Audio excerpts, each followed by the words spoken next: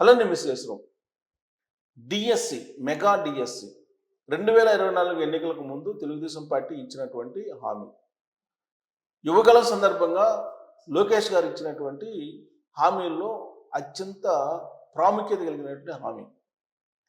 గతంలో ఎప్పుడూ లేని విధంగా మెగా డిఎస్సిని నిర్వహించి దాదాపు 16,000 మందికి పైగా టీచర్స్ని అపాయింట్ చేశారు.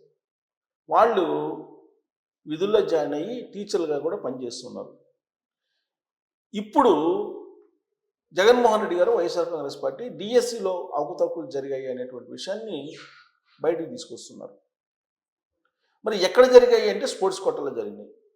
ఏంటి స్పోర్ట్స్ కోట అంటే బ్రిడ్జ్ అంటే పేకాట ఆడేటువంటి వాళ్ళకు కూడా ఉద్యోగాలు ఇచ్చేశారు అనేటువంటి ఒక పెద్ద ఎత్తున ప్రచారం పేరు నాని గారు ఆయన టీం చేసింది. దీని మీద వివరణ ఇవ్వడానికి హోంశాఖ మంత్రి అనిత గారు ప్రెస్ మీట్ పెట్టారు. ఈ బ్రిడ్జ్ అనేది ఇంటర్నేషనల్గా ఉండేటువంటి గేమ్ అది. ఆ బ్రిడ్జిని పేకాట కింద వైఎస్ఆర్ కాంగ్రెస్ పార్టీ మార్చేశారు. ఇలాంటి దుష్ప్రచారాలు చేస్తూ సమాజంలో పక్కదోవ పట్టించేలాగా సమాజంలో అన్రెస్ట్ కలిగించేలాగా చేస్తూ ఉన్నారు వైఎస్ఆర్ కాంగ్రెస్ పార్టీ వాళ్ళు. ఇదే విధంగా ప్రచారం చేస్తే ఖచ్చితంగా వాళ్ళ మీద చట్ట ప్రకారం చర్యలు తీసుకుంటామని చెప్పి అనిత గారు వార్నింగ్ కూడా ఇచ్చారు. అయినప్పటికీ డిఎస్సికి సంబంధించినటువంటి ఇష్యూని మసిపూసి మారేడికాయ చేస్తూ రాద్ధాంతం చేస్తున్నారు. ఎందుకు చేస్తున్నారు అని అంటే గ్రూప్ 1 పేపర్స్ జగన్మోహన్ రెడ్డి గారి టైంలో గందరగోళం అయ్యాయి. గ్రూప్ 1కి సంబంధించిన రిజల్ట్. ఆ రోజున సీతారామయ్య గారు ఉన్నారు ఏపీ పిఎస్సి సెక్రటరీగా. ఆయన ఏం చేశారనేది మొత్తం ఆ రోజున ప్రతిపక్షంలో ఉన్నటువంటి తెలుగుదేశం పార్టీ బయటపెట్టింది. దానికి టిట్ ఫర్ టాట్ అన్నట్టుగా లేని దాన్ని ఉన్నట్టు క్రియేట్ చేసి ఇప్పుడు డిఎస్సిని ఇష్యూ చేస్తున్నారు.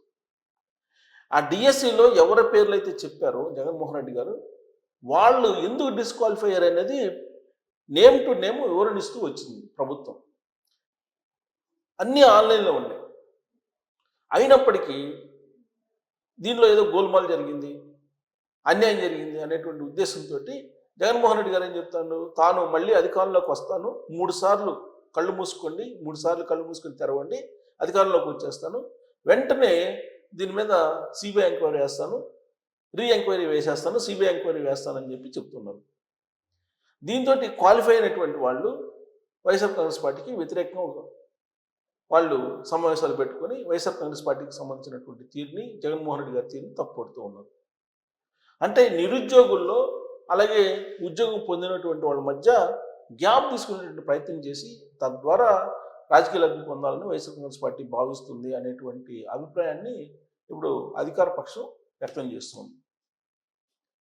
అసలు డిఎస్సిలో ఎవరిది కరెక్టు అనే దాని మీద మీరు కామెంట్ చేయొచ్చు. Thank you.